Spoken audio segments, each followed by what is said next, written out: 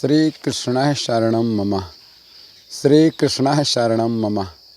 श्रीमद् भगवद गीता के द्वितीय अध्याय का 12वां श्लोक है। ना तवे अहम जातुम नासम ना तम ने जनाधिपः ना चयो न भविष्यामः सर्वे वै मतः परम। भगवान कृष्ण कहते हैं कि ना तो ऐसा था कि मैं किसी काल में नहीं था, ना तू नहीं था, या ये राजा लोग जो युद्ध क्षेत्र में बैठे हुए हैं, युद्ध क्षेत्र में आए हुए हैं, ये नहीं थे। अर्थात ये सभी लोग हर कालखंड में रहते हैं। अब इसकी व्याख्या देखिए मित्रों, कितनी अच्छी है। श्री कृष्ण भगवान कहते हैं, हे पार्थ, जिनके लिए तो शोक कर रहा है कि वो नहीं रहेंगे, ऐसा कोई नहीं था जो किसी कालखंड में किसी समय में ना रहा हो या आगे नहीं होगा। ना तो मैं ऐसा हूँ, ना तुम ऐसे हो, ना ये राजा लोग जो युद्ध के लिए आए हुए हैं ये ऐसे हैं कि पूर्व में ये नहीं थे और या भविष्य में भी नहीं होंगे। ये यहाँ पर भगवान कृष्ण आत्म तत्व के विषय में मूल तौर समझाना चाहते हैं। कृष्ण को समझा रहे हैं जो मूल तत्व है वो आत्मा है। आत्मा इससे पूर्व भी थी और आज भी है और भविष्य में भी रहेगी।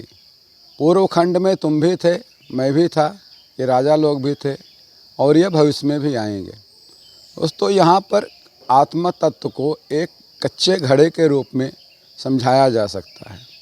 एक कच्चा घड़ा होता है जो टूट जाता है, फूट जाता है, नष्ट हो जाता है, लेकिन वो मिट्टी नष्ट नहीं होती है। उसी मिट्टी से एक दूसरा घड़ा तैयार हो जाता है और वो दूसरा घड़ा उसी यूज में आने लग जाता है, उसी काम में आने लग जाता है। इसी तरह से हमारा शरीर जो वर्तमान का है, नश्वर शरीर, वर्तमान स्वरूप सभी का नष्ट होता रहता है और भविष्य में उसको आत्मा नया स्वरूप धारण कर लेती है।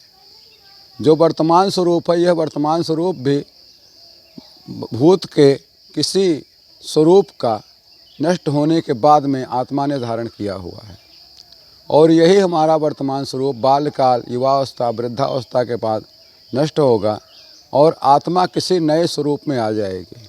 लेकिन आत्मा का कभी नाश नहीं होता। आत्मा कभी ना नष्ट होती है, ना जन्म लेती है। आत्मा शाश्वत है, नित्य है, निरंतर है, वो हमेशा रहती है। अब भगवान कृष्ण ने अर्जुन को यह समझाने की प्रक्रिया शुरू कर दी है, यह ज्ञान देने का कि आत्मा ही नित्य है, निरंतर है, वही रहना है, उसी को रहना है। इसलिए शोक करने की कोई वजह उचित नहीं है। अब इस तरह से हर श्लोक में आपको एक नई नई व्याख्या मिलती रहेगी, सुनती रहेगी। तब तक के लिए जय श्री कृष्णा। अगला श्लोक फिर कल मिलेंगे। तब तक के लिए श्री कृष्णाय वयम नमः। श्री कृष्णाय वयम नमः।